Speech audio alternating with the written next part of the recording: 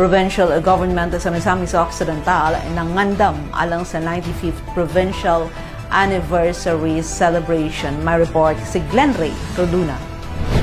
Si Misamis Occidental Working Governor Henry Wominal mupasiugda og dakong kalihukan og aktibidad alang sa umaabot ang 95th Provincial Anniversary. Ang maong selebrasyon giandam nga mamahimong usa ka lagsik ug babulukod ang mga kalihukan baglakip sa pagpasundayag sa turismo, mga serbisyo ug mga oportunidad alang sa kalambuan ug partisipasyon sa katauhan. Tuyo nini ang pagpromote sa turismo ug mga serbisyo sa probinsya diin ang maong okasyon maghatag og dakong oportunidad alang sa pagpakita sa mga lokal nga mga produkto, talento ug serbisyo nga magtulod sa ekonomiya ug kalambuan sa Misamis Occidental. Managkalain nga mga aktibidad sama sa Asenso Trade Fair nga sugdan karong Oktubre 25 diin ipakita ang lokal nga mga produkto ug serbisyo sa mga negosyo sa probinsya. Ang uban pang mga highlights sa mong selebrasyon mao ang Asenso Miss Ok Marathon nga maghatag og oportunidad sa mga runners nga mangapil sa mong sporting event. Aduna sa Inter-LGU Dance Competition nga ipahigayon sa Nobyembre 2. Samtang kabahin usab sa Perangata Festival 2024 alayon sa 95th Provincial Anniversary. Ang mong festival nga giila tungod sa iyang kainggrande ug kahudyaka nagdani og mga contingent gikan sa lain-laing lugar aron nga ipakita ang kultura ug kaanyag sa mga probinsya ug lungsod.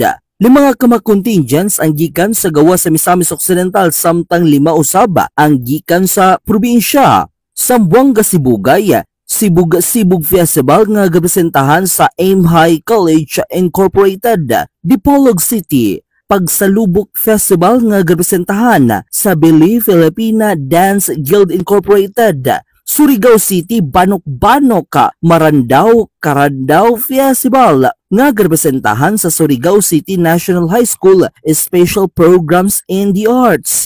Salug Sambuanga del Norte Sinaulog Festival nga garepresentahan sa tribo Saluganon.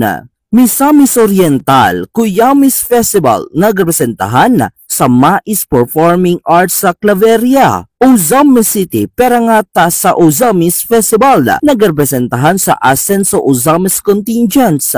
Oroquieta City Inugog Festival nga garepresentahan Inugog Festival Contingents sa Oroquieta City. Tangub City Halad Pasalamat Festival nga gapresentahan sa Tangub City Performing Company. Combined contingents gikan sa Don Victoriano, Panaon, Jimenez, Sinakaban, Tudela, Clarina alang sa Perangat Festival nga gapresentahan sa Nagkahiusang Subano. Combined contingent gikan sa Sapangdalaga, Calamba, Balyangaw, Plaridel, Lupisay na Aluran. Perangat Festival nagapresentahan sa Tribo Distrito 1. Gawas sa mga aktibidad sa turismo o negosyo, gipresentar usab ni DepEd Misamis Occidental Schools Division Superintendent Reynaldo Manuel ang 2024 Asenso Awards nga maghatag og pagpasidungog ug pagdasig sa mga dedikadong magtutudlo sa probinsya. Ang Asenso Awards pagtumong sa pag-ila sa mga mahinungdanong kontribusyon sa mga magtutudlo nga aktibong naghimo sa uga mga inisyatibo aron nga mapaayo ang kalidad sa edukasyon. Samtang aniya ang mga kalihukan alang sa 95th Provincial Anniversary sa Misamis Occidental.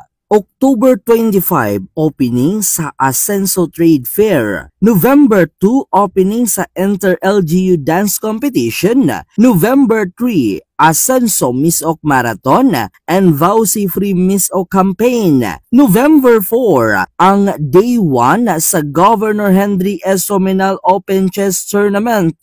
November 5 ang ikaduhang adlaw sa 3rd Governor Henry S. Wominal Open Chess Festival o Gabi ng Parangal Awarding of Outstanding Misamis Nons. November 6 Health Providers Summit o 1st District Congressman's Night featuring celebrity guests sa Mopac Grounds. November 7 Asenso Misamis Occidental and Volleyball Invitational. Kasalan sa Kapitolyo, Asenso Global Gardens. November 8, Championship sa Asenso Misamis Occidental Basketball and Volleyball Invitationals. Og 2nd District Congressman's Night featuring celebrity guests Ozamis City Hall grounds. November 9, 3rd Perangat Festival, Street Dancing and Float Competition.